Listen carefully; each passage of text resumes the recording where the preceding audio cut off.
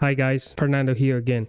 As you may know, reading is a pain in the ass. I'm not widely saying that you shouldn't read, not even that reading is boring, but I refuse to take reading as something that you should do to relax and shit. I'm the one who thinks that reading should be like working out, not necessarily enjoyable at the beginning, but if you do it in the right way and if you do it often, you'll be happier in the long run and you'll find out that you are way more capable of performing in today's society. Of course, you're probably going to be a bit more sad, but man, come on, you cannot have everything. But hey, smartass, I know that reading is great, but what should I read to begin with? And that's exactly the problem, my friend. Pretty much the first average contact with books will be through one of the next three categories. Number 1, self-improvement books. Dude, you're going in the wrong direction. Burn that shit and please stop talking to the guy who recommended you that pretty expensive toilet paper. Number 2, young adult edgy novels. There is nothing wrong with it, but if you're still reading them in your 20s, you'll be the Disney adult that everyone will be really concerned about letting close to your children. And number 3, whatever this thing is.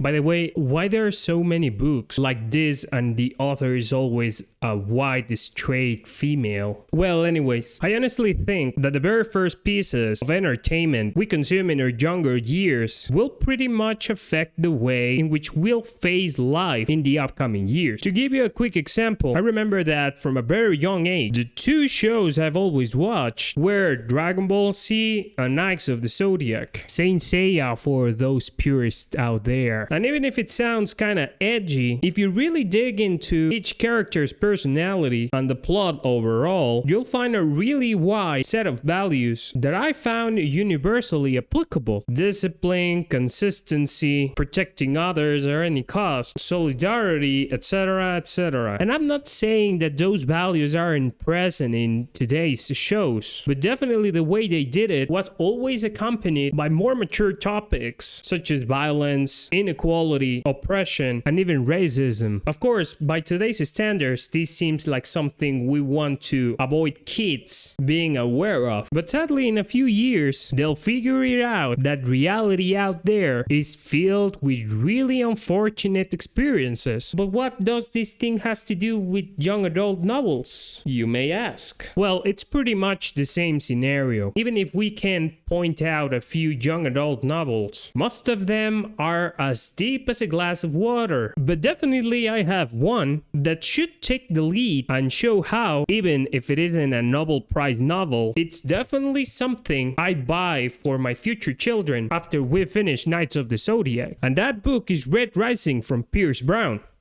Red Rising is a 2014 novel that begins once the humanity has taken control of the moon as the official dock for outer space exploration. Many families gain an astonishing amount of power and wealth through these activities, eventually achieving control over the whole Earth's politics. This new regime strictly divided society into different classes, each one with really well-defined duties and represented with a unique color. These new rulers will be now known as the Golds. This new order grew quickly, allowing humankind to expand its frontiers as far as the Jupiter's moon. But the first big step was conquering the Red Planet. In this story, minerals and gases are extremely important to terraform Mars. For those who don't know what terraform is, basically it's just reshaping the environment of a planet to try to be similar to the Earth. These materials are the foundation for establishing a major colony in the future in Mars, and the ones responsible for fulfilling this goal are the so-called Reds. And this novel will follow Darrow. Darrow is a young miner from the colony of Lycos, one of the many colonies throughout Mars. He lives along with his family and his wife Io, and in this new society, each month a goal must be always achieved, and the colony that performs the best is rewarded with high quality food and other luxuries that are kind of difficult to get in Mars. People in Lycos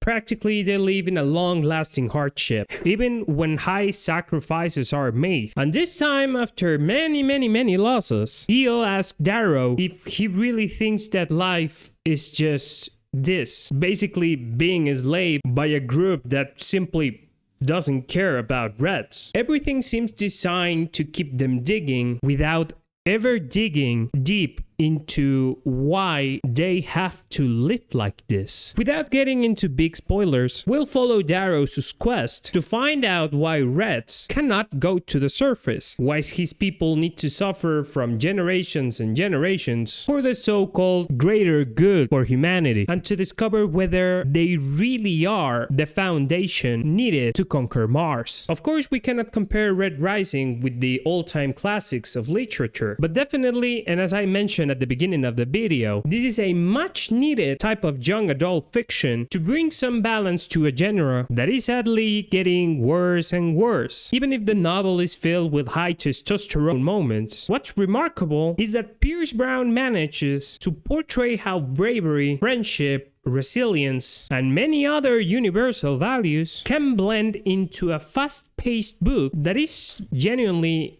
attractive for all audiences. It's not that young adult novels with basic and cheesy or sometimes really erotically concerning romance as their main topic are bad, but definitely they don't give a damn about hardship, useful values, or even about trying not to be extremely superficial. I know that literature is an industry now and we got to have revenue with minimum effort, but these comfy novels do not try to give you something. They focus exclusively in trying to make you feel something. It doesn't matter if it's genuine or it's just a simple placebo. It's just like a fast food burger. It's fast, cheap, and tasty, but it feels that you're missing a bunch of nutrients, isn't it? Red Rising is a great way to introduce non-readers to literature. Fast-paced, great dilemmas, great setting, etc, etc. And of course, in order to create an accessible novel for everyone, we are sacrificing a lot of the good stuff. But honestly, I didn't mind it at all. You already know that I don't have the patience to read the 7 fucking books of the entire series, but honestly, I think I can make an exception here and